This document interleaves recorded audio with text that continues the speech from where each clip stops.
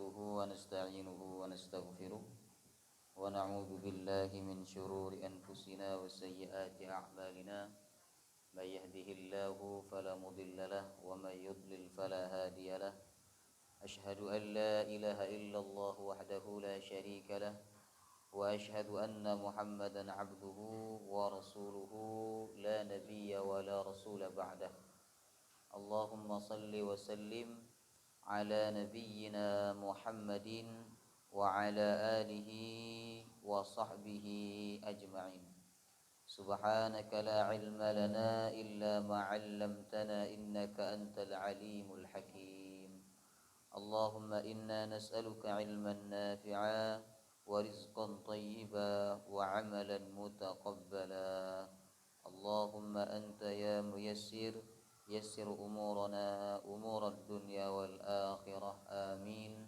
يا رب العالمين. Assalamualaikum warahmatullahi wabarakatuh.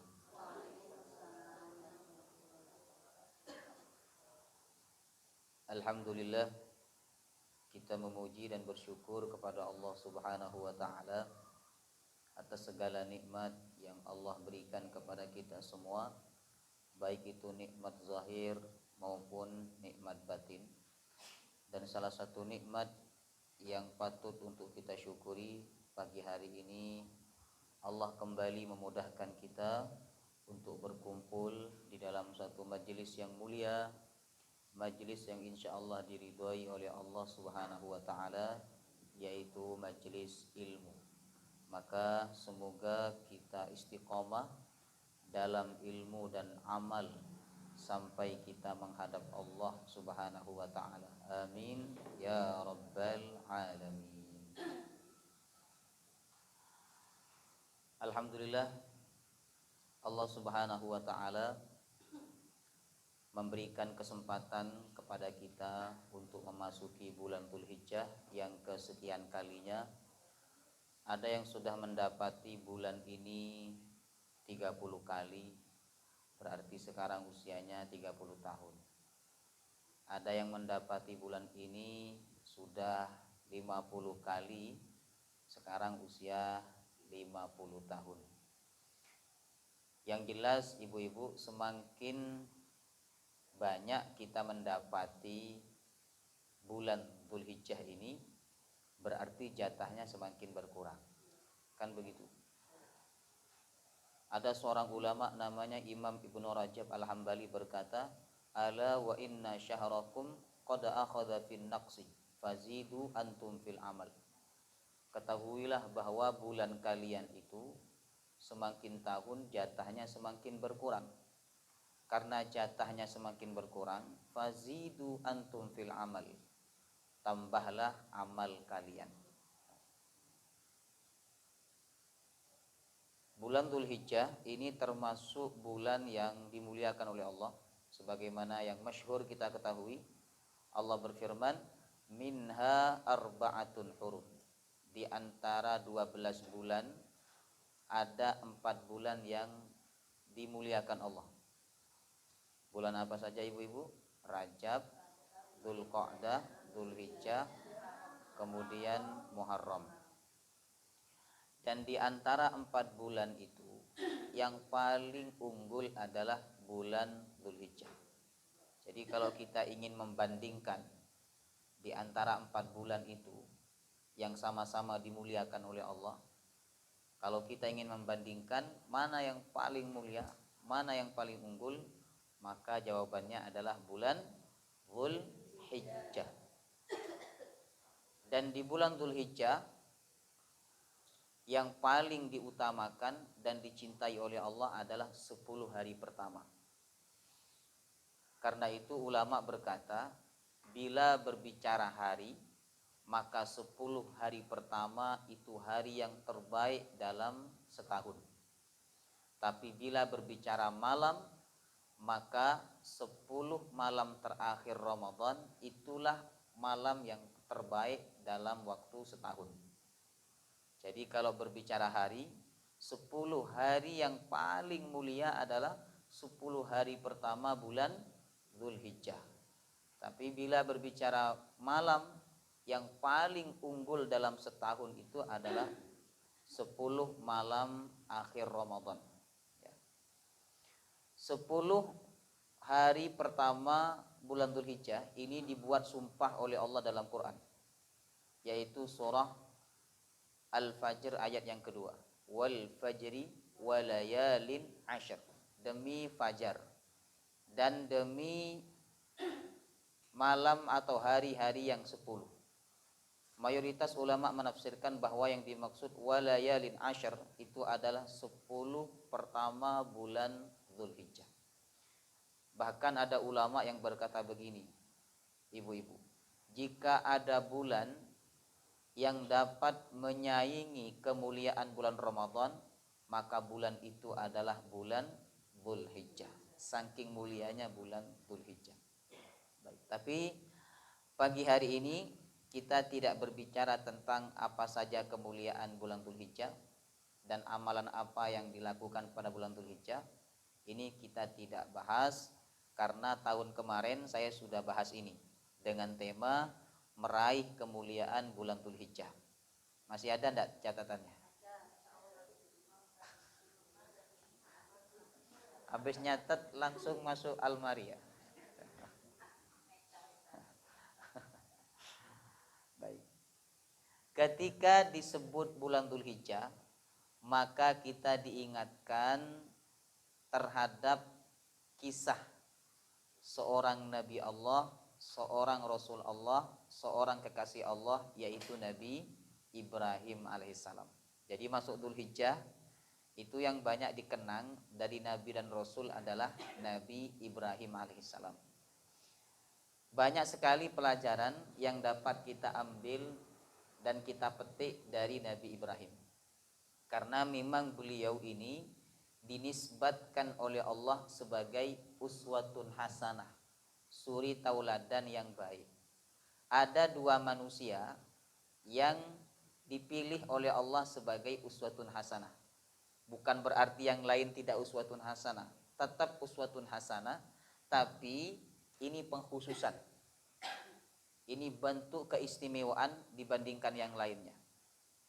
Maka ada dua manusia pilihan Allah, kekasih Allah yang dipilih sebagai uswatun hasanah. Ya. Dalam Quran Allah sebutkan dua manusia. Yang pertama Nabi Muhammad. Itu ada di surah Al-Ahzab ayat 21. Al-Ahzab ayat 21. Laqad kana lakum fi Rasulillahi uswatun hasanah. Sungguh telah ada dalam diri Rasulullah itu suri tauladan yang baik. Kemudian yang kedua, uswatun hasanah dinisbatkan oleh Allah kepada Nabiullah Ibrahim. Dalilnya ada di Al-Mumtahanah ayat nomor 4. Qad kanat lakum uswatun hasanatun fi Ibrahim. Sungguh telah ada bagi kalian wahai manusia uswatun hasanah, suri tauladan yang indah, suri tauladan yang baik fi Ibrahim, di dalam kehidupan Nabi Ibrahim. Itu dalil ada di surah Al-Mumtahanah ayat nomor 4. Nomor 4. Memang harus pelan-pelan kalau sama ibu-ibu ini ya.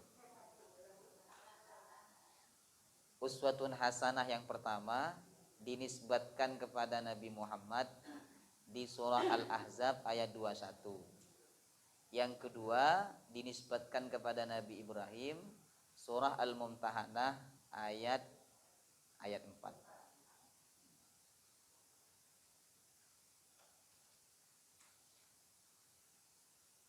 Ini bentuk kemuliaan Nabi Ibrahim alaihissalam. Sehingga uswatun hasanah dalam Quran itu dinisbatkan kepada Nabi Ibrahim alaihissalam.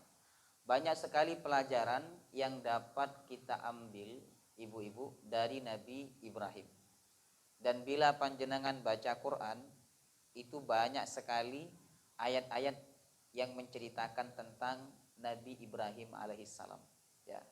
Ada dua nabi yang banyak disebut kisahnya dalam Quran. Yang pertama Nabi Musa, yang kedua Nabi Ibrahim. Ini banyak kisahnya dalam Al-Qur'anul Karim. Salah satu yang dapat kita ambil uswatun hasanah daripada Nabi Ibrahim yaitu kesuksesan beliau dalam menghadapi ujian Allah dan pertolongan Allah kepada Nabi Ibrahim. Oleh karena itu pagi hari ini kita akan ngaji sebuah tema ujian Allah dan pertolongan Allah kepada kekasihnya. Nya itu N besar. Ujian Allah dan pertolongan Allah kepada kekasihnya. Yang dimaksud kekasih dalam tema ini adalah Nabi Ibrahim. Jadi kalau bahasa kasarnya begini, ujian Allah dan pertolongan Allah kepada Nabi Ibrahim.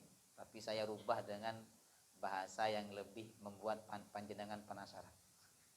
Ujian Allah, ujian dan pertolongan Allah kepada kekasihnya. Kekasihnya yang dimaksud adalah Nabi Ibrahim alaihissalam.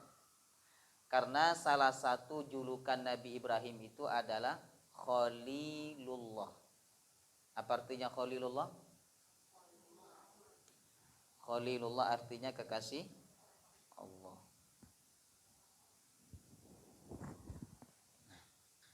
Khalil dari kata khilal ya. Izin menulis. Khalilullah.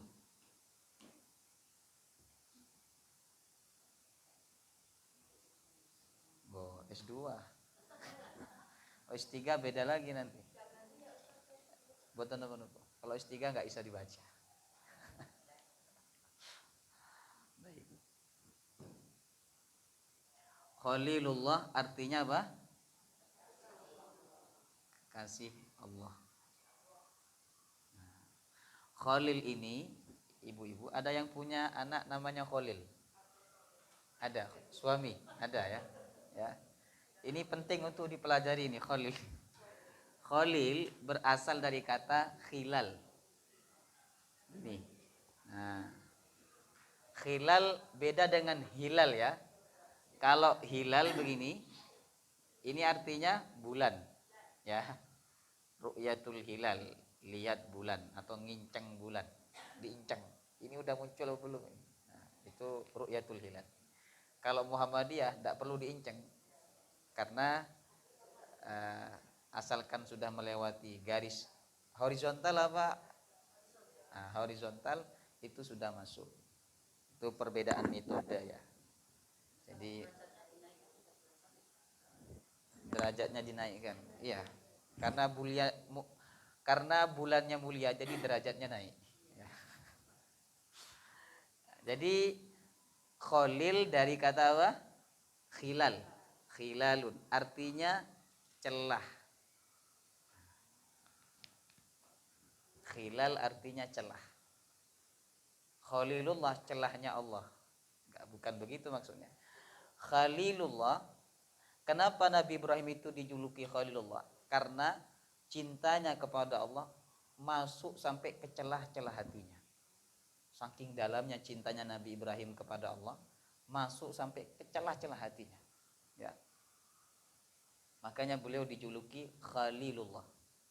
Kalau cinta kita kepada Allah, ini kan ibarat bawang itu Bapak Ibu, masih di kulitnya, kulit luar yang mudah lepas ya, mudah hilang lalu terganti dengan cinta kepada dunia. Baik. Sedangkan cintanya Nabi Ibrahim kepada Allah ini masuk sampai ke celah-celah hatinya. Ya. Makanya beliau dijuluki Khalilullah. Ya, Khalilullah, kekasih Allah Subhanahu wa taala. Baik. Jadi yang dimaksud kekasih dalam tema kita pagi hari ini adalah Nabi Ibrahim alaihissalam. Ujian dan pertolongan Allah kepada kekasihnya. Apakah kekasihnya itu tidak diuji oleh Allah? Apakah kekasihnya itu tidak diberikan cobaan oleh Allah Subhanahu wa taala? Kekasih justru ujiannya lebih besar dibandingkan yang bukan kekasih.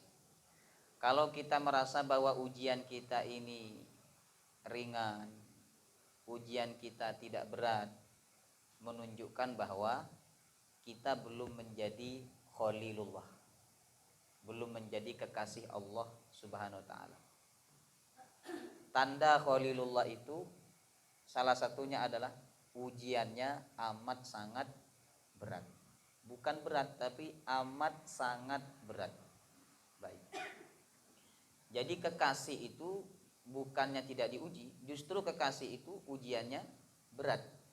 Ini sebagaimana sabda Nabi ketika ada seorang sahabat tanya ke Rasulullah, "Ya Rasulullah, ayyun nasi asyaddu bala'an?"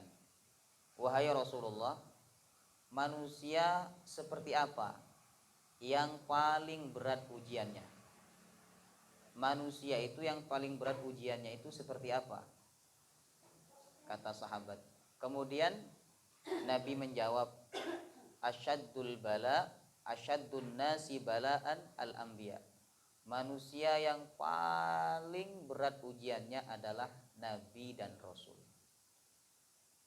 Tidak ada manusia yang lebih berat ujiannya dibandingkan nabi dan rasul.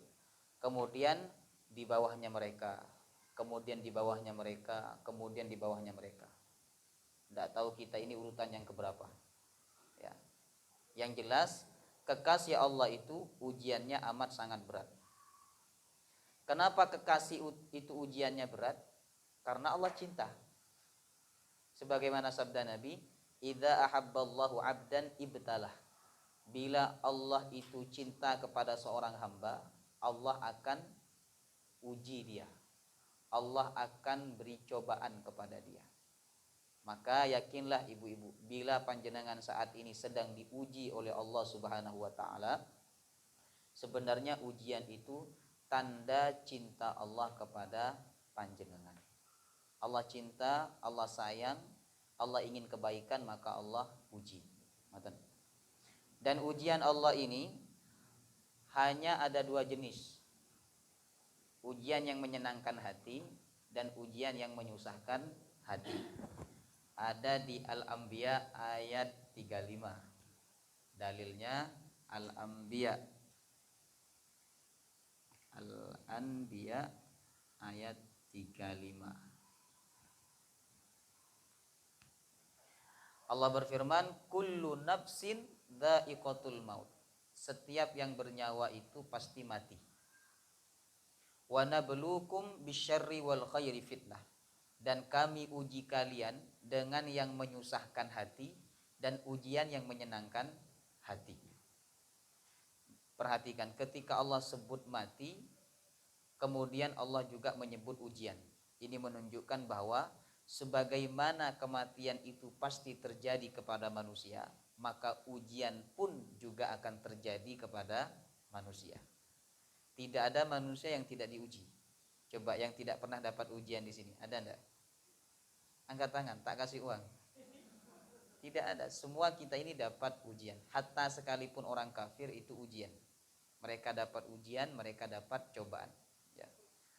Bedanya apa? Kalau orang kafir dicoba oleh Allah, diuji oleh Allah, bukan untuk menaikkan derajatnya, tapi untuk menyusahkan hidupnya. Tapi orang beriman diuji oleh Allah itu untuk mengangkat derajatnya. Ya. Baik. Jadi ujian itu hanya ada dua macam. Ujian yang menyenangkan hati dan ujian yang menyusahkan. Manusia tidak dapat memilih. Kalaulah manusia itu dapat memilih, maka manusia itu akan memilih ujian yang apa? Yang menyenangkan. Ujian yang menyenangkan itu contohnya seperti apa? Harta. Menyenangkan apa buatan? Oh, sangat menyenangkan. Saking menyenangkannya sampai orang lupa kepada Allah Subhanahu wa taala. Makanya Nabi itu lebih memilih hidup sederhana dibandingkan hidup kaya. Beliau lebih memilih hidup sederhana. Panjenengan kalau baca sejarah Nabi, ibu-ibu, malu kita ini kepada Nabi. Karena apa? Nabi itu ketika meninggal, kata Aisyah, beliau tidak meninggalkan kecuali beberapa potong roti yang dapat saya makan beberapa hari sudah habis. Kemudian yang kedua, Nabi tidur di atas tikar anyaman. Tahu tikar anyaman ya? Nah, kalau beliau tidak pakai baju, maka badannya akan berbekas. Kemudian Nabi itu tidak pernah kenyang kalau makan.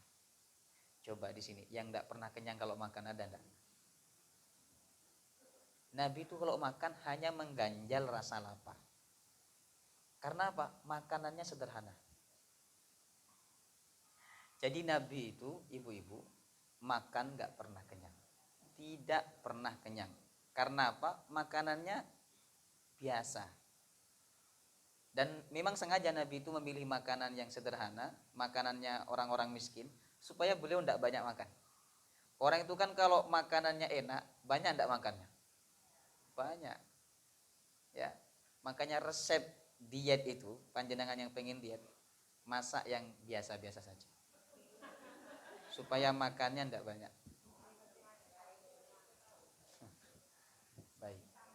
Jadi Nabi itu tidak pernah kenyang. Beliau makan hanya untuk mengganjal rasa lapar.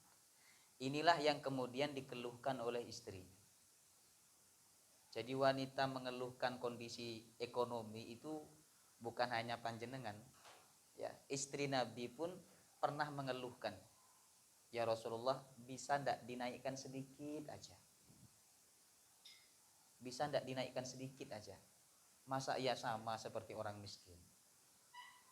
Coba dinaikkan seperti istrinya Abu Bakar, istrinya Umar, istrinya Utsman, dinaikkan sedikit aja. Lalu Allah turunkan ayat Quran surah Al-Ahzab.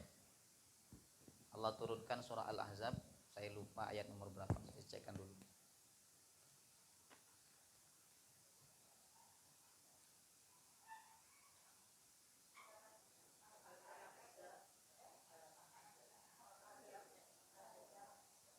Al-Ahzab ayat 28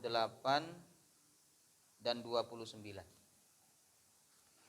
Al-Ahzab 28 29.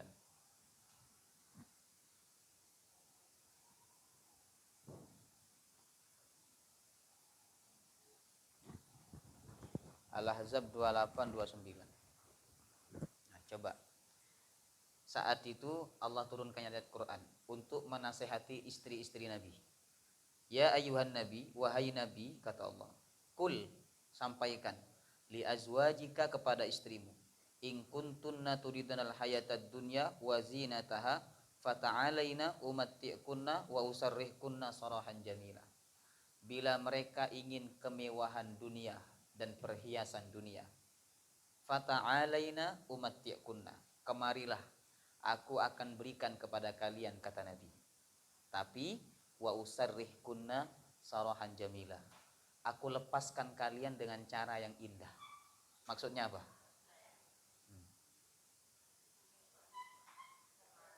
Tapi wa in kuntunna turidnallaha wa rasulahu wad daral akhirah fa innallaha a'adda lil muhsinati minkunna ajran 'azima.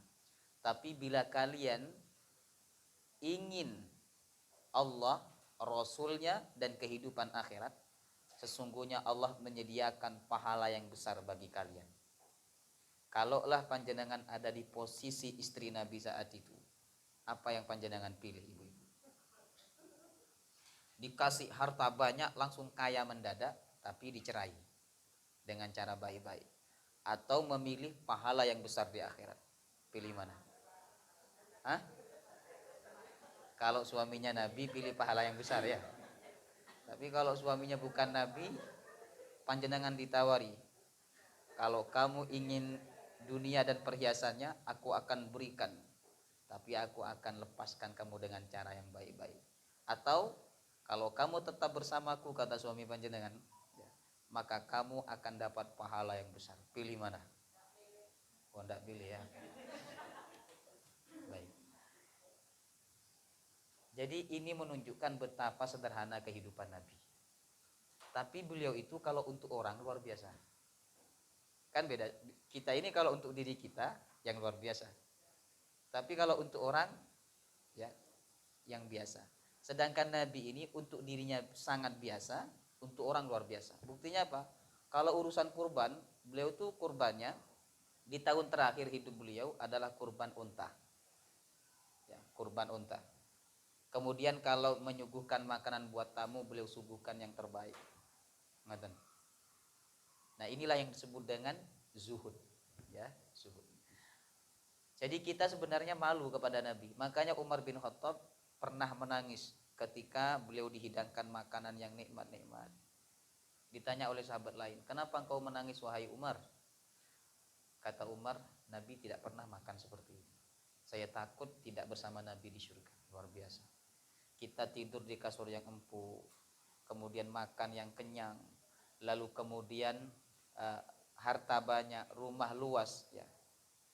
Lalu kita ingin satu surga dengan Nabi dengan berbagai macam kemewahan itu, ya. Ini kalau tidak kuat amalan sunnah kita, susah kita untuk satu surga dengan Rasulullah Sallallahu Alaihi Wasallam. Jadi ujian yang menyenangkan hati dan ujian yang menyusahkan hati itu lebih berat mana, ibu-ibu? Yang menyenangkan, sebab menyenangkan itulah seseorang akan banyak atau kurang mengingat Allah. Tapi ketika ujian itu Allah datangkan yang menyusahkan hati, maka seseorang itu akan banyak mencari Allah, akan banyak menyebut nama Allah SWT. Oleh karena itu Nabi memilih hidup yang sederhana supaya lebih fokus ingat kepada Allah Subhanahu wa taala. Kan kata Nabi itu ada 3 orang yang paling beruntung. Dalam hadis riwayat Imam Muslim, ada 3 orang itu beruntung. Muslim. Qad aflaha, sungguh beruntung. Yang pertama, man aslama, orang yang Islam. Yang kedua, waruziqo kafafan, dikasih rizki yang cukup. Cukup ini bukan pengertian kita, ya. Kan pengertian kita kalau cukup itu cukup beli rumah, cukup beli mobil, cukup beli pesawat, kan gitu. Waruziqo kafafan itu adalah cukup untuk kebutuhan pokok. Cukup itu, ibu-ibu, di atasnya miskin, di bawahnya kaya. Itu namanya cukup. Gampangannya sederhana lah, ya. Buat nyekolahkan anak yang sederhana cukup. Buat kebutuhan sehari-hari cukup. Ngoten. Itu namanya ruziqo kafafan. Nah, orang dikasih rezeki cukup ini, ibu-ibu, itu dia lebih fokus ibadah dibandingkan yang miskin, dibandingkan juga yang kaya. Kalau miskin, bingung dia cari nafkah, akhirnya kerja. Bahkan miskin itu kadang membuat orang melakukan kesyirikan. Dia datang ke dukun untuk minta jampi-jampi supaya cepat kaya, gitu. Kaya juga ini dapat menyebabkan seseorang tidak konsentrasi terhadap akhiratnya, bahkan juga tidak fokus kepada keluarganya. Betapa banyak anak ditinggal oleh ayahnya, istri ditinggal oleh suaminya gara-gara dia ngurus bisnis besar-besar di luar Pulau Jawa, kan begitu. Jadi yang nikmat itu ruziqo kafafan, dikasih rizki yang cukup, ya, sederhana. Kemudian yang ketiga, yang beruntung itu waqanna'ahullah bima atah, Allah berikan kepadanya sifat qanaah. Qanaah, menerima apa adanya terhadap pemberian Allah Subhanahu wa taala. Maka sekali lagi, ujian yang menyusahkan hati dengan ujian yang menyenangkan hati, sebenarnya itu yang lebih berat adalah yang menyenangkan hati. Maka ujian sebenarnya dalam hidup ini hanya ada 2, menyusahkan hati dan menyenangkan hati. Baik. Dan ujian yang Allah tetapkan kepada kekasihnya itu jauh lebih berat dibandingkan yang bukan kekasihnya. Termasuk ujian yang Allah tetapkan kepada Nabi Ibrahim. Allah berfirman di surah Al-Baqarah ayat 124. Ini tentang ujian yang Allah tetapkan kepada Nabi Ibrahim. Al-Baqarah 124. Allah berfirman, wa idzi ba'tala Ibrahim rabbuhu bikalimatin fa'atammahun.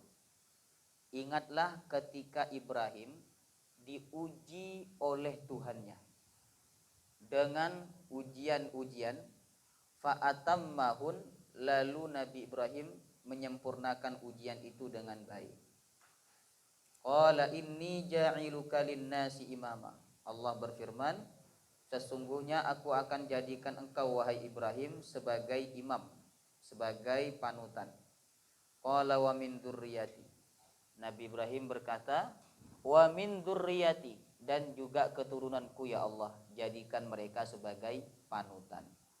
Qala la yanalu ahdidz zalimin. Kata Allah, janjiku tidak akan didapat oleh keturunanmu yang zalim. Jadi semua keturunan Nabi Ibrahim akan menjadi panutan kecuali yang zalim. Ya. Ayat ini ibu-ibu berbicara tentang ujian yang Allah tetapkan kepada Nabi Ibrahim. Allah berfirman, wa idzi batala Ibrahim rabbuhu. Ingatlah ketika Ibrahim itu diuji oleh Tuhannya. Ibrahim ini sebenarnya bahasa Suryaniyah ya, Ibrahim, bukan bahasa Arab. Bahasa As-Suryaniyah.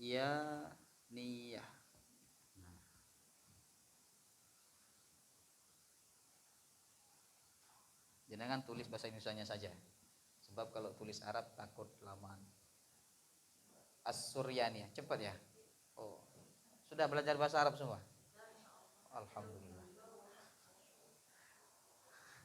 Ana, anta, nah, sudah ya.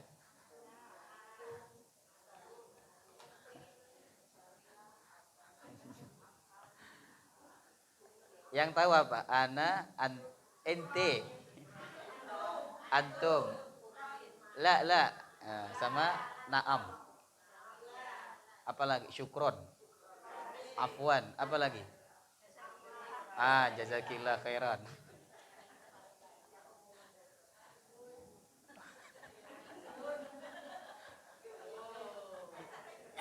Matur nuwun ya.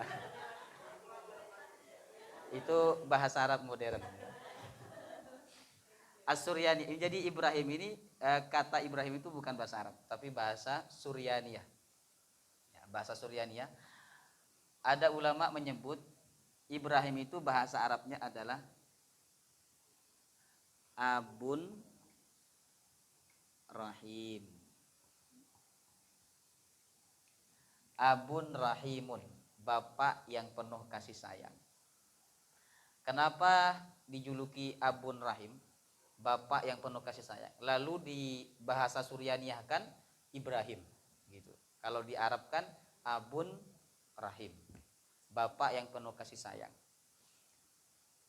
Karena Nabi Ibrahim ini amat sangat sayang kepada anak. Apalagi beliau lama menikah tapi belum punya anak kan? Baru punya anak usia 70 tahun. Baru punya anak. Ya. Sedangkan saat itu istrinya yang bernama Sarah sudah sepuh. Ya, akhirnya Sarah menikahkan Nabi Ibrahim dengan siapa? Siti Hajar. Itu istri yang baik ya. Lama tidak punya anak, langsung menikahkan suaminya dengan wanita lain. Ada yang lama menikah tidak punya anak di sini? Ada enggak? Tidak ada ya? Oh. Justru banyak. Kalau orang Indonesia itu banyak anaknya. Ya, alhamdulillah. Maka ketika Allah kasih anak kepada Nabi Ibrahim sangat sayang kepada anak. Makanya beliau dijuluki Abun Rahim, bapak yang penuh kasih sayang. Oleh karena itu beliau dipilih oleh Allah untuk merawat atau memelihara, mengasuh anak orang beriman yang wafat sebelum balik. Dalam hadis yang sahih dikatakan, anaknya orang beriman yang wafat sebelum balik itu berada di gunung di dalam surga, dan mereka dirawat atau diasuh oleh Nabi Ibrahim beserta istrinya Siti Sarah. Apabila kiamat sudah tiba, maka anak-anak itu akan dikembalikan kepada orang tuanya. Jadi ibu-ibu yang pernah diuji oleh Allah, anaknya meninggal sebelum baligh, sebelum mukallaf, maka anak itu sekarang berada di surga bersama siapa? Nabi Ibrahim dan Siti Sarah. Lalu mereka nanti akan dikembalikan kepada panjenengan pada hari kiamat. Makanya Ibrahim ini dijuluki Abun Rahim, bapak yang penuh kasih sayang. Nah, Ibrahim ini ada dua bacaan yang sahih. Ibrahim yang pertama. Yang kedua pakai ha. Ibrahim. Nah, yang pertama Ibrahim, yang kedua Ibrahim. Ibrahim. Jadi kalau panjenengan baca Ibrahim dalam Quran, baca kata Ibrahim dalam Quran, ini boleh dibaca dua, boleh dibaca Ibrahim, boleh juga Ibrahim. Wa idzi batala Ibrahim rabbuhu, boleh. Atau wa idzi batala Ibrahim, boleh. Jadi ibu-ibu yang punya suami namanya Ibrahim boleh dipanggil Ibrahim. Yang tidak sahih itu bacaannya adalah Abraham. Itu tidak sahih. Abraham itu dikerenkan saja itu ya. Dari Ibrahim menjadi Abraham. Baik, dipanggil Bram. Ya. Atau dipanggil Baim, ya. Ibrahim itu padahal nama bagus, tapi kok panggilannya Baim begitu. Ya, Ibrahim. Sudahlah nama dipanggil dengan nama lengkapnya, Ibrahim. Ya. Ada orang tanya ke saya, Ustadz nama panggilan anaknya siapa? Panggilannya Tasnima, saya bilang. Langsung dikasih nama lengkap. Sebab apa? Nama lengkap itulah atau nama yang sempurna itulah maknanya bagus. Tapi kalau dikasih nama panggilan, ya, ini kan jadi nggak ada maknanya atau bisa berubah kepada makna yang tidak bagus. Ya. Baik. Nabi Ibrahim itu diuji oleh Allah dengan beberapa ujian. Nah, ujian yang pertama, monggo dicatat ibu-ibu. Yang pertama adalah ujian belum punya anak hingga usia tua. Dalilnya ada di surah Hud ayat 72. Ujian tidak punya anak hingga usia tua. Surah Hud ayat 72.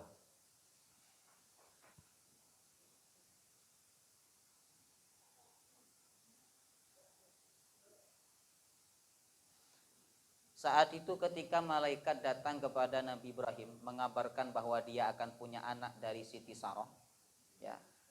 Siti Sarah kaget. Kata Siti Sarah, "Ya wailata, aalidu wa ana ajuzu wa hadza ba'li syaikha." Duhai, kata Siti Sarah, apakah saya dapat melahirkan anak sedangkan usia sudah tua? Ajuz itu sudah tua. Ya. Wa hadza ba'li syaikha, dan ini suamiku juga sudah tua. Inna hadza la syai'un ajib. Ini sesuatu yang ajib, yang ajaib. Ya. Ini dalil bahwa Nabi Ibrahim belum punya anak bersama Siti Sarah hingga usia tua. Baru kemudian Allah kasih anak.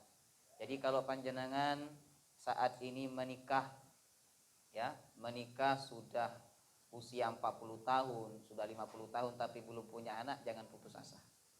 Ya, insya Allah Allah akan berikan putra. Kalau tidak dari panjenengan langsung, mungkin Allah titipkan anak orang kepada panjenengan. Ya. Ambil anak, ya. Kata orang Jawa itu kan kalau kita ngambil anak mancing, betul dah itu. Itu sebenarnya nggak ada dalilnya ya, nggak ada. Itu hanya keyakinan untuk mensugesti saja sebenarnya itu ya. Sulit tidak ibu-ibu mempertahankan rumah tangga lalu dalam waktu yang lama belum punya anak? Sulit tidak? Hah? Oh biasa ya? Tidak sulit? Oh enggak. Oh beda lagi kalau anak asuh ya. Ya. Itu tidak mudah sebenarnya ibu-ibu. Karena apa? Menahan kesabaran dari pembicaraan orang lain. Ya toh? Apalagi seorang istri, ya. Karena bila tidak punya anak, itu yang disalahkan siapa? Istri. Akhirnya suaminya bilang, Kalau kamu tahun depan tidak punya anak, udah nikah lagi, nikah lagi. Ya, kata istrinya silakan nikah lagi, tapi suaminya tidak berani karena uang tidak cukup. Baik. Itu ujian Nabi Ibrahim yang pertama. Kemudian yang kedua ujiannya adalah mengasingkan anak dan istrinya. Istrinya Siti Hajar ya, mengasingkan anak dan istrinya dalam kurung Siti Hajar di tanah yang gersang. Bukan di Indonesia, tapi di tanah yang gersang. Di mana? Di Makkah. Susah air, susah makanan. Ini dalilnya ada di surah Ibrahim ayat 38. Mohon maaf 37. Surah Ibrahim ayat 37. Ini ujian yang berat ibu-ibu. Jadi saat itu ketika Siti Hajar punya anak, ya. Siti Hajar ini istri yang keberapa? Yang kedua. Punya anak siapa? Ismail. Punya anak Siti Saroh cemburu. Maka Allah perintahkan Nabi Ibrahim untuk mengasingkan. Dan Allah perintahkan bukan mengasingkan di kampung sebelah, boten, di negara yang lain atau di negeri yang lain, yaitu di kota Mekah. Tanahnya tandus, susah air, susah makanan. Lalu karena itu perintah Allah, Nabi Ibrahim menjalankan. Maten. Coba panjenengan dapat wangsit begitu dalam mimpi bahwa panjenengan diperintahkan untuk mengasingkan anak di tanah yang tandus. Berani tidak panjenengan? Jangankan di tanah yang tandus, di pesantren aja nangis tidak berhenti. Ada anak yang masuk pesantren sini? Punya anak yang masuk pesantren? Oh, cucu ya. Ya, anak yang masuk pesantren nangis. Ibu saya itu nangis sampai 3 bulan tidak berhenti. Nangis, lihat baju saya di rumah nangis. Ya. Tapi alhamdulillah sekarang ketawa. Ya. Kemudian yang ketiga ujiannya adalah perintah menyembelih putranya. Ada di surah As-Saffat ayat 102. Ya. Jadi ujiannya berat-berat. Mulai dari yang paling rendah dulu, tidak punya anak. Setelah punya anak, Allah perintahkan untuk diasingkan di tanah yang tandus. Itu kalau tidak kuat tawakalnya kepada Allah, tidak mungkin Nabi Ibrahim menjalankan perintah itu. Bayangkan ibu-ibu, tanah tandus, susah air, susah makanan. Lalu Allah perintahkan Nabi Ibrahim untuk meninggalkan anak dan istrinya di tempat itu. Coba. Kemudian yang ketiga, perintah menyembelih putranya. Ini juga lebih dahsyat lagi. Ada di As-Saffat ayat 102. Kata Nabi Ibrahim, "Ya bunayya inni ara fil manami anni adzbahuka fanzur madza tara." Wahai anakku, aku melihat dalam mimpi bahwa aku diperintahkan menyembelih kamu. Apa kata Nabi Ismail? Wahai ayahku, laksanakan apa yang diperintahkan kepadamu. Insya Allah saya termasuk orang yang sabar. Ini usia Nabi Ismail saat itu usia 10-12 tahun lah. Jadi anak yang tampan, yang cerdas, akhlaknya bagus. Nabi Ibrahim sangat sayang kepada Ismail. Tapi saat itu Nabi Ibrahim diperintahkan oleh Allah untuk nyembelih Ismail, putranya. Kata Ismail, lakukan apa yang diperintahkan kepadamu. Ini anak usia 10 tahun tapi tauhidnya kuat. Ada enggak anak sekarang usia 10 tahun punya tauhid seperti itu? Misalnya panjenengan berkata kepada anak, wahai anakku, sesungguhnya aku melihat dalam mimpi bahwa aku diperintahkan untuk memukulmu, bukan nyembelih ya, untuk memukulmu karena kamu anak yang super gitu kan. Nah, apa jawaban anak itu? Oh, enak aja ibu ini. Hah? Tapi Nabi Ismail saat itu berkata, wahai ayahku, lakukan. Ini tauhid yang kuat ibu-ibu. Dan tauhid yang kuat itu sumbernya dari orang tua. Karena ibunya Siti Hajar itu kuat tauhidnya, Ya, keyakinannya kuat kepada Allah. Bayangkan, dia mau ditinggalkan oleh Nabi Ibrahim di tempat yang tandus. Itu kalau tidak kuat keyakinannya kepada Allah, tidak mungkin Siti Hajar itu mau. Ya, bisa saja dia minta pisah kepada Nabi Ibrahim. Ngoten. Tapi karena kuat tauhidnya, kuat akidahnya, Siti Hajar melaksanakan perintah tersebut. Jadi kuatnya tauhid seorang anak ini sumber utamanya dari siapa? Dari orang tua, ayah, lebih-lebih ibunya. Maka bila panjenengan ingin punya anak yang kuat tauhidnya, kuat keyakinannya kepada Allah, kuat akidahnya, mulailah dari panjenengan sebagai seorang ibu. Ya. Ujian ini Nabi Ibrahim lulus. Ketika Nabi Ibrahim ingin nyembelih anaknya, tiba-tiba Allah ganti dengan apa? Domba. Allah ganti dengan domba. Nah, itulah dalil kata ulama bahwa kurban dengan satu ekor itu lebih baik dibandingkan kurban patungan. Lebih mulia kurban satu ekor dibandingkan kurban patungan. Patungan itu kan enggak ada dalam kitab fikih patungan itu, ibu-ibu. Dalam kitab fikih klasik, karena dulu enggak ada orang patungan. Patungan itu kan adanya ya belakangan ini aja. Ngoten. Maka kurban satu ekor itu lebih mulia dibandingkan kurban patungan. Sebab yang Allah ganti kepada Nabi Ibrahim dari anaknya itu, ya, itu bukan patungan sapi, boten. Tapi Allah ganti dengan satu ekor domba. Maka sunnahnya kurban itu lebih utama ya, satu ekor. Yang lebih hebat lagi, satu ekor sapi. Enggak pakai patungan. Satu ekor sapi enggak pakai patungan. Yang kaya-kaya jangan satu ekor kambing, ya. Orang kaya itu harusnya satu ekor sapi. Masa kaya, harta banyak, mobil banyak, kurban satu ekor sapi, satu ekor kambing. Tolong jangan masukkan di YouTube ya. Dipotong nanti. Ya. Orang kaya itu kurbannya satu ekor sapi.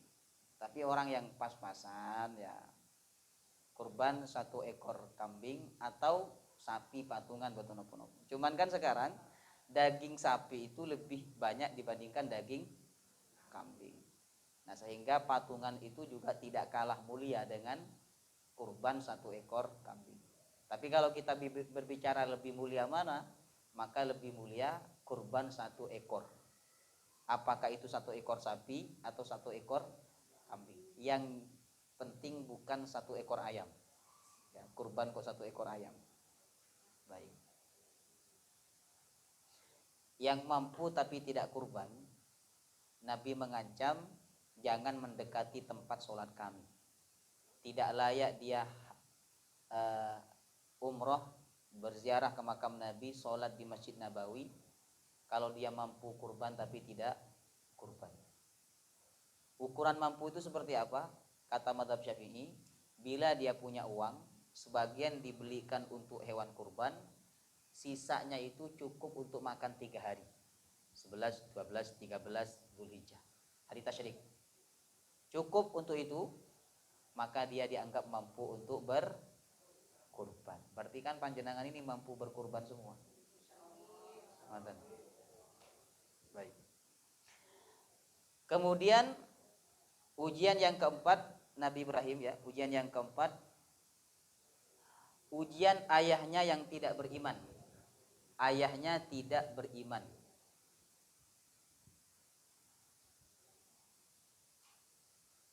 Ini disebutkan di surah Al-An'am ayat 74. Al-An'am 74. Ujian ayahnya yang tidak beriman. Tentu ini ujian yang berat ibu-ibu. Karena apa? Yang tidak beriman itu bukan anaknya, tapi ayahnya. Yang secara kekuasaan dalam rumah tangga itu, ayah lebih mendominasi dibandingkan anak.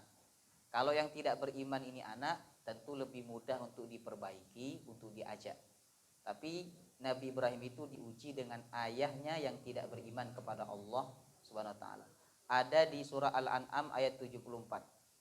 Kemudian yang kelima, ini yang terakhir ya, yang disebut oleh Quran, beliau diuji, dilempar dalam api, dimasukkan ke dalam api.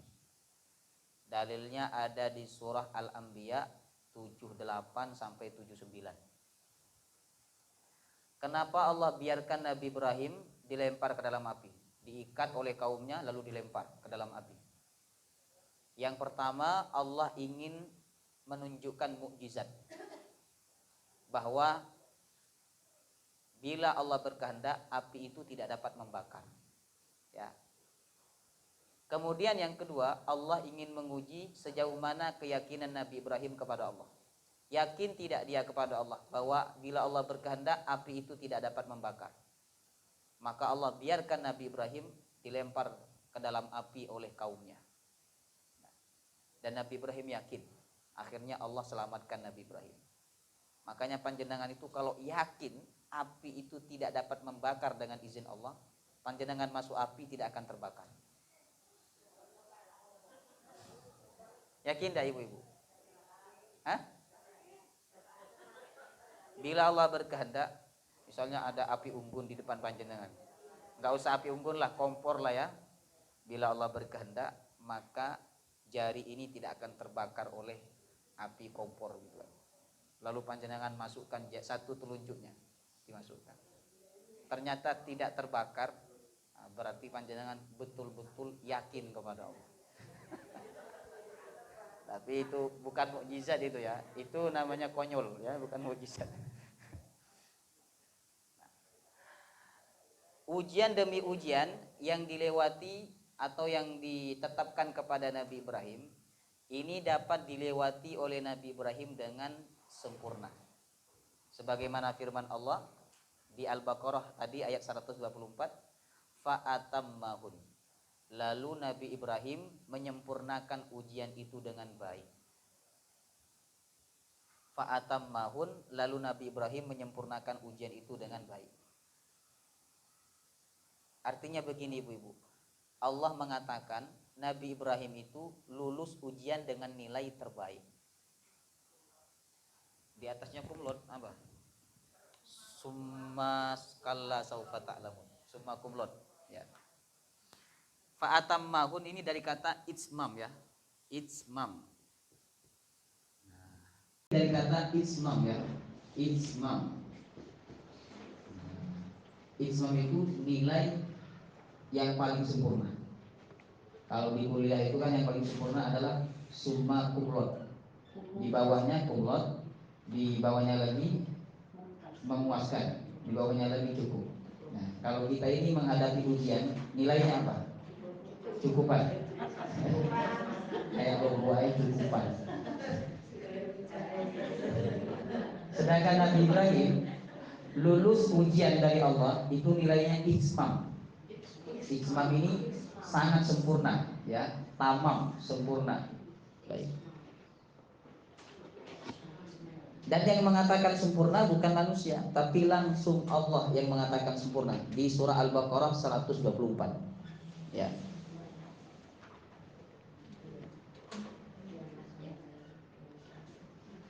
Karena Nabi Ibrahim ini menghadapi ujian, ya, menghadapi ujian lulus dengan nilai sempurna, maka Allah Subhanahu wa taala memberikan hadiah kepada beliau.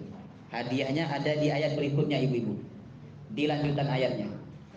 Wa idzi batala Ibrahim rabbuhu bikalimatin fa'atammahun. Lalu Allah berikan hadiah kepada Nabi Ibrahim. Apa hadiahnya? Allah menjadikan beliau sebagai imam.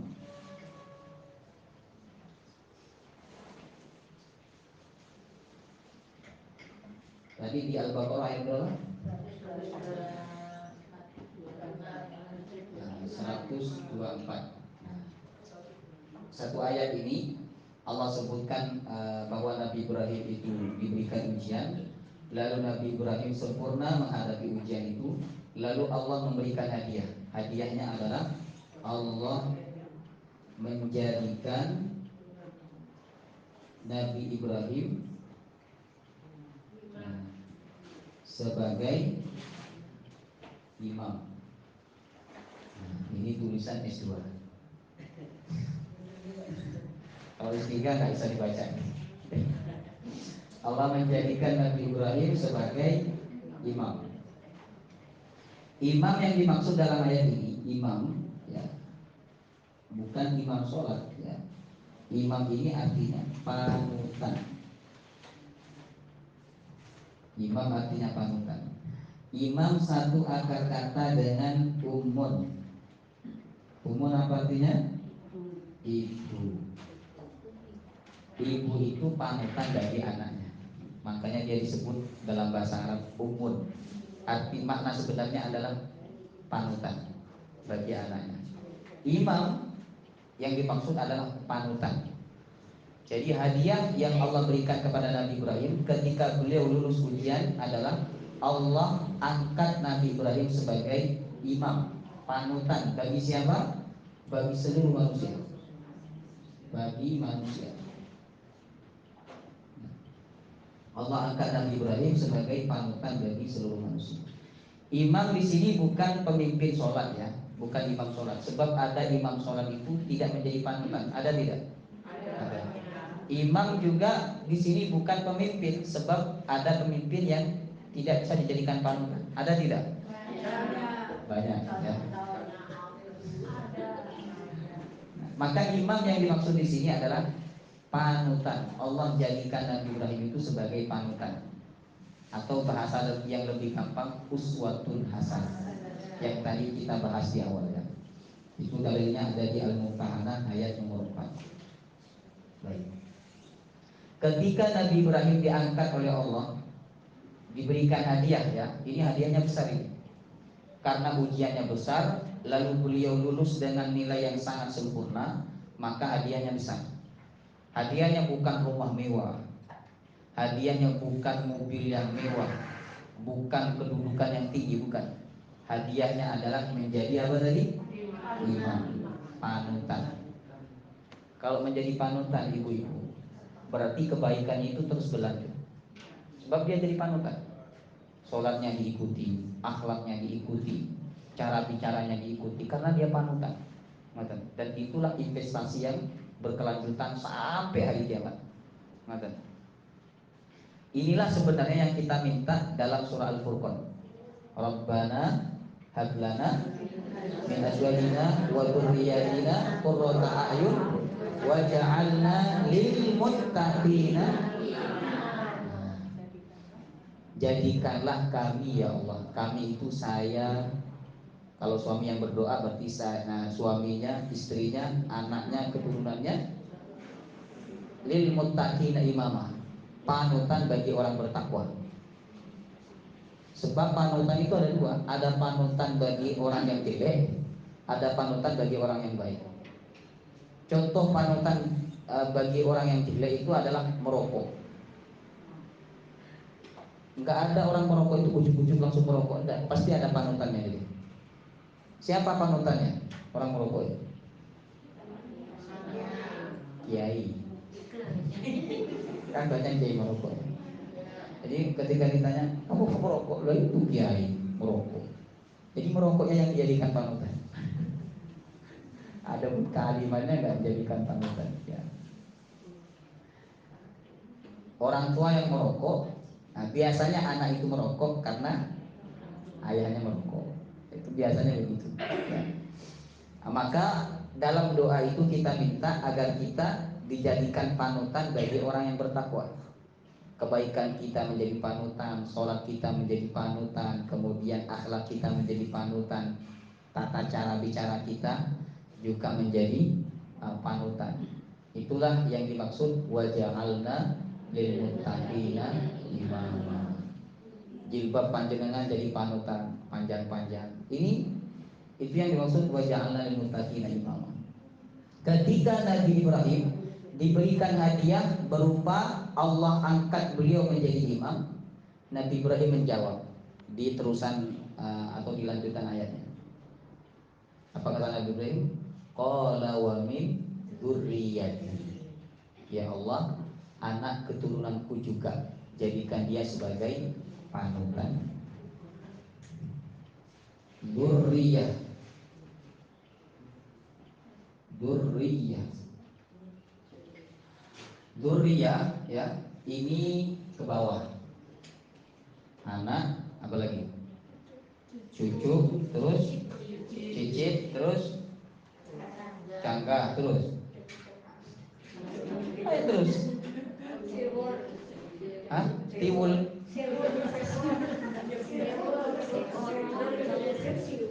Ciwur. Anak, cucu, cicit, cangkah. Ya. Anaknya canggah, cucunya canggah, cicitnya canggah, gampang. Itu namanya dzurriyyah. Ketika Nabi Ibrahim dijadikan oleh Allah sebagai pemimpin, ya, sebagai panutan, Nabi Ibrahim minta kepada Allah, qala wa min dzurriyyati, ya Allah, keturunanku juga jadikan sebagai panutan. Sebab ada tidak ayahnya panutan tapi anaknya bukan panutan? Ada enggak? Banyak. Nabi Ibrahim minta agar panutan itu tidak berhenti dari beliau, tapi juga berlanjut terhadap anak, cucu, cicit, canggah, dan seterusnya. Makanya beliau menggunakan redaksi dzurriyyah, wa min dzurriyyati, dan juga keturunanku ya Allah, jadikan mereka sebagai panutan. Pelajaran dari Nabi Ibrahim ini, ibu-ibu, bila kita mendapatkan kebaikan, berdoalah kepada Allah agar kebaikan itu juga Allah berikan kepada dzurriyyah kita, bukan anak, tapi dzurriyyah. Dzurriyyah itu anak, cucu, cicit, canggah, dan seterusnya. Ya. Misalnya panjenengan, nah ini kan panjenengan sedang ngaji, rajin ngaji, minta kepada Allah, ya Allah, berikanlah kebaikan ini, hamba rajin ngaji, datang ke ta'lim. Berikan juga kebaikan ini kepada dzurriyyah hamba, anak keturunan hamba. Ada doa lain Nabi Ibrahim yang meminta agar kebaikannya juga diberikan kepada keturunannya, yaitu doa Rabbi ja'alni muqimas sholati wa min. Nah, jadi Nabi Ibrahim itu panutan seorang ayah yang selalu berdoa kebaikan, bukan hanya untuk anaknya tapi untuk dzurriyyahnya. Ya, makanya panjenengan kalau doa kebaikan, doalah juga kebaikan itu untuk dzurriyyah panjenengan, sehingga kebaikan itu tidak hanya berhenti dari panjenengan, tapi kebaikan itu juga dilanjutkan oleh anak, cucu, cicit, canggah panjenengan. Maka berdoa Rabbi ja'alni muqimas sholati wa min dzurriyyati. Panjenengan dapat sholat malam, doa kepada Allah, ya Allah, jadikanlah sholat malam ini kenikmatan bagiku dan bagi keturunanku. Begitu. Maka seluruh keturunan Nabi Ibrahim itu Allah angkat menjadi imam, menjadi panutan. Makanya banyak anak, cucu, cicit Nabi Ibrahim yang menjadi nabi. Itu karena berkah doa Nabi Ibrahim.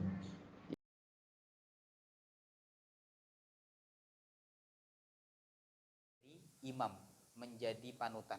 Makanya banyak anak, cucu, cicit Nabi Ibrahim yang menjadi nabi. Itu karena berkah doa Nabi Ibrahim. Ya. Jadi ada seorang anak alim, soleh, itu biasanya berkah doa bapak kakek moyang mereka dia. Ya.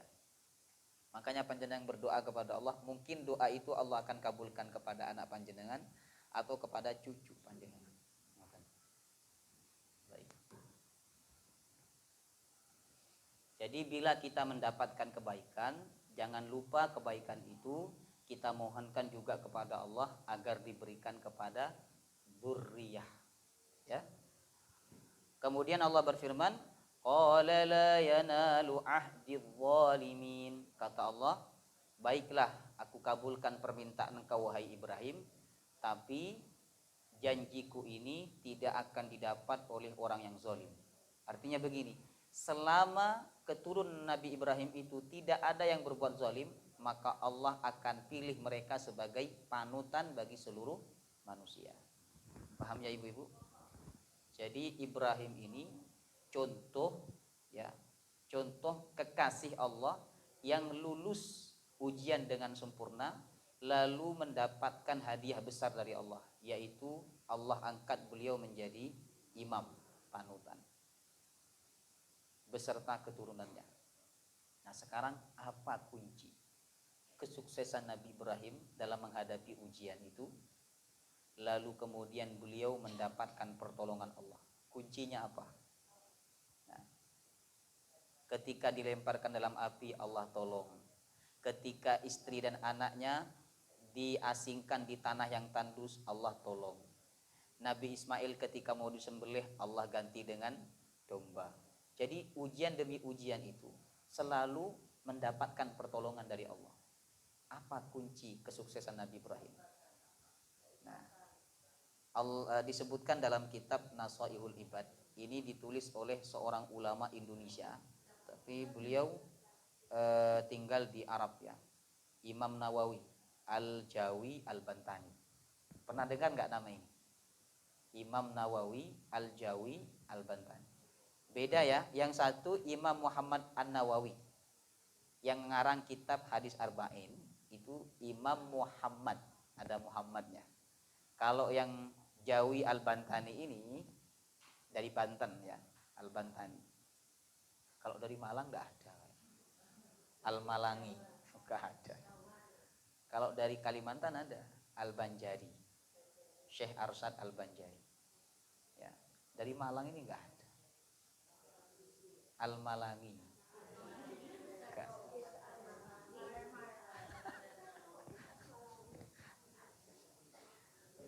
Baik. Malang itu bisa dua, bisa Malang nasibnya, bisa Malang melintang ya kemana-mana. Baik. Kata Imam Nawawi dalam kitabnya Nasaihul Ibad ya, nasihat-nasihat bagi seorang hamba, beliau menyebutkan 3 kunci kesuksesan Nabi Ibrahim. Yang pertama, Nabi Ibrahim selalu mendahulukan Allah. Nabi Ibrahim selalu mendahulukan Allah. Ketika dia sayang kepada anaknya, tapi saat sayang itu dibenturkan oleh Allah dengan perintahnya, mana yang dia dahulukan? Allah. Ya. Allah perintahkan Nabi Ibrahim untuk mengasingkan istrinya. Nabi Ibrahim sangat sayang kepada istri dan anaknya, tapi cintanya kepada Allah jauh lebih besar. Maka Nabi Ibrahim dahulukan cinta kepada Allah. Jadi rahasia kesuksesan Nabi Ibrahim itu yang pertama, karena beliau selalu mendahulukan Allah. Ini sebagaimana sabda Nabi kita, ihfazillaha yahfazka. Jagalah Allah, Allah akan menjagamu. Ini rumus ibu-ibu. Rumus. Kalau kita ingin ditolong oleh Allah, ingin dijaga oleh Allah, kunci pertama adalah ihfazillah, jagalah Allah. Jagalah perintah Allah, dahulukan selalu cinta kepada Allah, dahulukan selalu perintah Allah, maka Allah akan menjaga hidup kita. Nabi Ibrahim Allah jaga dari api ya. Api itu tidak dapat membakar beliau karena beliau selalu menjaga perintah Allah. Ihfazillaha yahfazka. Bila panjenengan ingin anak cucu panjenengan dijaga oleh Allah, panjenengan sebagai orang tua harus menjaga perintah Allah Subhanahu wa taala. Kemudian Nabi Ibrahim kan selalu menolong agama Allah. Allah berjanji dalam Quran, in tansurullaha yansurkum. Bila kalian menolong agama Allah, Allah akan tolong agama kalian. Allah akan tolong kehidupan kalian. Jadi kunci Nabi Ibrahim sukses menghadapi ujian itu, lalu mendapatkan pertolongan Allah dan dijuluki kekasih Allah serta diangkat menjadi imam ya. Itu kunci pertama karena Nabi Ibrahim selalu apa? Yang kedua, Nabi Ibrahim selalu tawakal kepada Allah.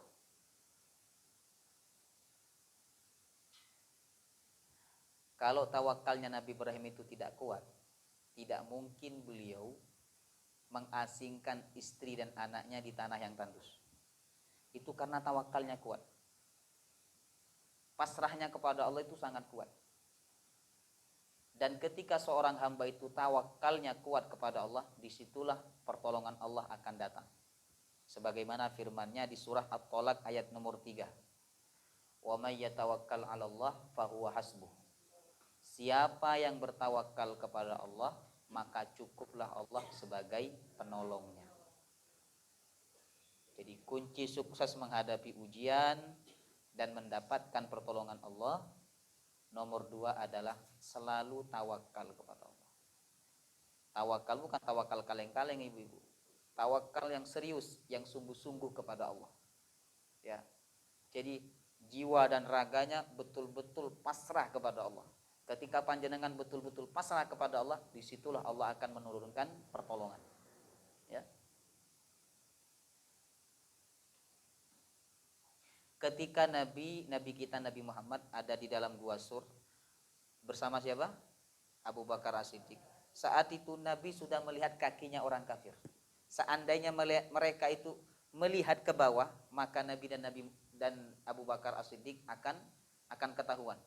Tapi Nabi SAW berkata kepada Abu Bakar, la tahzan innallaha ma'ana. Jangan bersedih, Allah bersama kita. Ini namanya tawakal. Itulah yang disebut tawakal. Ketika Nabi betul-betul tawakal kepada Allah, maka Allah menolong Nabi.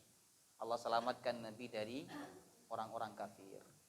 Kemudian yang ketiga, kata Imam An-Nawawi, rahasia suksesnya Nabi Ibrahim adalah karena Nabi Ibrahim pribadi yang peduli kepada orang lain. Nabi Ibrahim itu pribadi yang peduli kepada orang. Bahasa kasarnya suka nolong orang. Suka menolong orang, hidupnya akan ditolong oleh Allah. Kan ada hadisnya itu. Wallahu fi aunil abdi madamal abdu fi auni akhi. Allah itu selalu nolong hambanya bila hamba itu selalu menolong orang lain. Ini rumus ya. Panjenengan tahu Bill Gates enggak? Bill Gates. Bill Gates itu kan salah satu orang terkaya di dunia. Nomor 3 apa nomor 2 begitu. Dia itu suka sedekah ibu-ibu, Bill Gates itu. Cuman bahasa mereka bukan sedekah kan, donasi. Suka ngasih donasi. Makanya semakin hari bisnisnya semakin bagus. Ya, walaupun dia tidak percaya Tuhan. Lalu kemudian mungkin caranya dia juga tidak benar kan. Ya, tapi Bill Gates itu tipe orang yang suka nolong orang lain, suka berdonasi. Ya. Sekelas Bill Gates aja, bila menolong orang, Allah tolong hidupnya. Apalagi kita orang beriman. Bila kita suka menolong orang lain, maka Allah akan memberikan 2 pertolongan kepada kita. Di dunia, Allah tambah juga di akhirat. Nabi Ibrahim itu pribadi yang suka menolong orang lain. Peduli. Ada tamu, beliau selalu peduli menyuguhkan makanan yang terbaik untuk tamunya. Ya. Makanya dalam Quran itu kan kisah Nabi Ibrahim menghormati tamu diabadikan oleh Allah. Dalam Quran kalau tidak salah antara surah Yunus apa surah Hud begitu. Allah abadikan dalam Quran. Ya. Jadi Nabi Ibrahim itu kalau ada tamu datang, beliau cepat-cepat ke belakang memerintahkan kepada pembantunya untuk nyembelih anak sapi. Dimasak gitu kan. Setelah itu dihidangkan kepada tamu. Luar biasa ini menghormati tamu. Cuman menghormati tamu ini ibu-ibu, itu yang dimaksud kalau kita menyuguhkan makanan berat, ya, itu yang dimaksud tamu yang datang dari jauh. Kalau tetangga nggak usah, takut ketagihan nanti. Setiap datang kok dikasih gulai ya, wah itu ketagihan nanti. Yang dimaksud itu tamu yang jauh-jauh. Seperti saya ini kan tamu jauh dari Kalimantan, ya. Tamu jauh, Kalimantan Barat. Baik. Maka kemudian adab yang diajarkan Nabi bila ada tamu itu, persilahkanlah tamu itu untuk berbicara. Nah, mempersilahkan tamu untuk bicara. Monggo ada yang mau disampaikan. Begitu adabnya. Jangan sampai panjenengan sebagai tuan rumah nyerocos terus dari awal. Padahal tamu itu datang untuk pinjam uang. Nah, cuman karena panjenengan bicara terus, ya, akhirnya sungkan. Dan panjenengan tahu bahwa dia datang mau pinjam. Gitu. Nah, adabnya itu persilakan tamu untuk berbicara. Mungkin dia ada keperluan, ada kebutuhan, ada yang diinginkan dari panjenengan, persilakan. Ya. Itu adab dalam menerima tamu. Nabi Ibrahim ini orang yang sangat peduli kepada orang lain, termasuk juga kepada tamu. Makanya ketika beliau itu suka menolong orang lain, Allah tolong hidupnya. Jadi kunci Nabi Ibrahim sukses menghadapi ujian lalu mendapatkan pertolongan Allah. Yang pertama apa tadi? Selalu mendahulukan Allah. Yang kedua, selalu tawakal kepada Allah. Yang ketiga, pribadi yang peduli kepada orang lain. Wallahu taala alam bishawab. Ada pertanyaan ibu-ibu? Satu saja. Sudah jam 10. Ustaz Qadir sudah datang.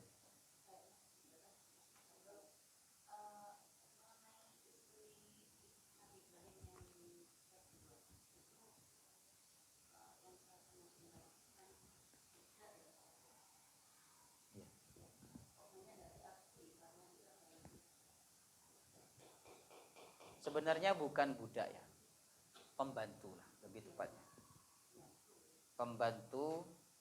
Pembantunya Siti Sarah. Ya. Kalau budak itu lebih kepada ini, tawanan ya. Tawanan seseorang yang ditawan karena dia kalah perang, akhirnya ditawan lalu dijadikan sebagai budak. Kalau saya lebih cenderung kepada pendapat yang mengatakan bahwa Siti Hajar itu bukan budak, tapi pembantu. Karena kalau budak dalam syariat Nabi kan tidak perlu nikah. Budak itu sebagaimana seorang suami memperlakukan istrinya. Ya. Maka yang lebih tepat sebenarnya Siti Hajar itu pembantunya Siti Sarah yang dinikahkan oleh Siti Sarah dengan Nabi Ibrahim. Nah, Siti Hajar. Dan beliau wanita berkulit hitam, Siti Hajar. Hajar itu kan artinya batu yang berwarna hitam, Siti Hajar. Baik. Hajar Aswad, tapi jangan minder kalau panjenengan dibilang Hajar Aswad sama suami. Jangan minder, karena apa? Hajar Aswad itulah yang direbut oleh manusia untuk dicium. Mulia itu, ya. Justru kalau batunya putih, nggak ada manusia yang mau mencium. Artinya apa? Batu hitam itu mulia. Itu hiburan.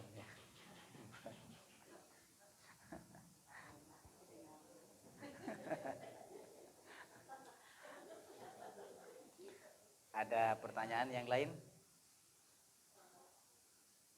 Cukup ya? Hari Kamis masuk? Apa libur? Masuk ya? Baik. Kamis kita hadis pilihan ibu-ibu ya. Subhanakallahumma bihamdika asyhadu an la ilaha illa anta astaghfiruka wa atubu ilaik.